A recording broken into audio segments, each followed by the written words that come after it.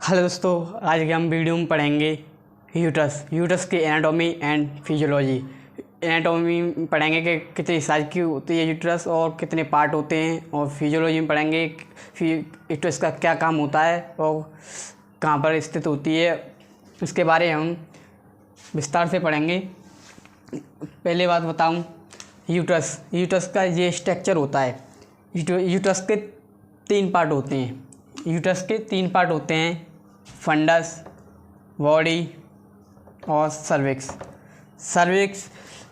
ऐसा पार्ट है यूट्रस का जो एक्सटर्नल पार्ट से और इंटरनल पार्ट को जोड़ता है। इसमें हम यूट्रस के साथ साथ फैलोपियन ट्यूब के बारे में पढ़ेंगे।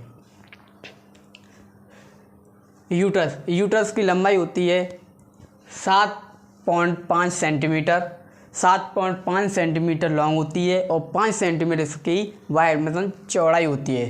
5 सेंटीमीटर इसकी चौड़ाई होती है और इसका वेट होता है, यूट्रस का वेट होता है 60 ग्राम।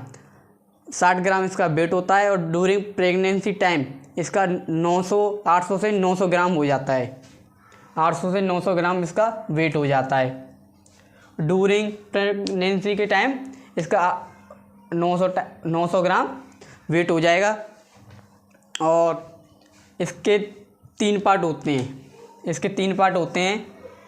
फंडस हो गया, सर्विक्स और body. Body is a largest part of uterus. Uterus का ये लार्जेस्ट पार्ट है बॉडी, और इसकी 3 लेयर होती है।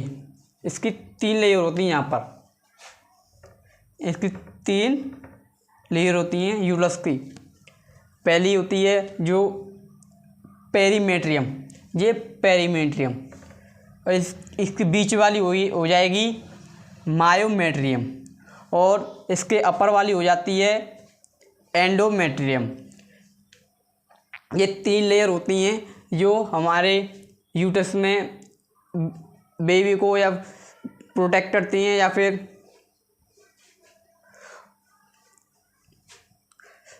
फैलोपियन ट्यूब के बारे में पढ़ें। फैलोपियन ट्यूब जे शेप की होती है। फैलोपियन ट्यूब ये जे शेप की होती है। इसमें के 3 पार्ट भी होती हैं।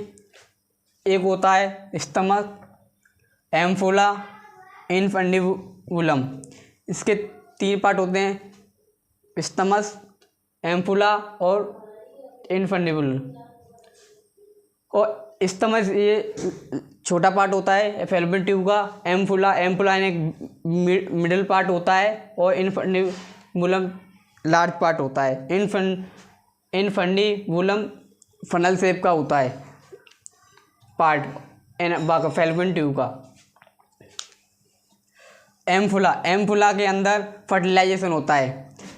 फर्टिलाइजेशन होता है एम्फोला के अंदर, और ओवेरी से ओवम निकलेंगे, और बाहर से जो मेल के शुक्राणु या स्पर्म पाएगा वो सीधा यहाँ पर आएगा एम्फोला के पास। एम्फोला में फर्टिलाइजेशन होता है। फर्टिलाइजेशन होकर जो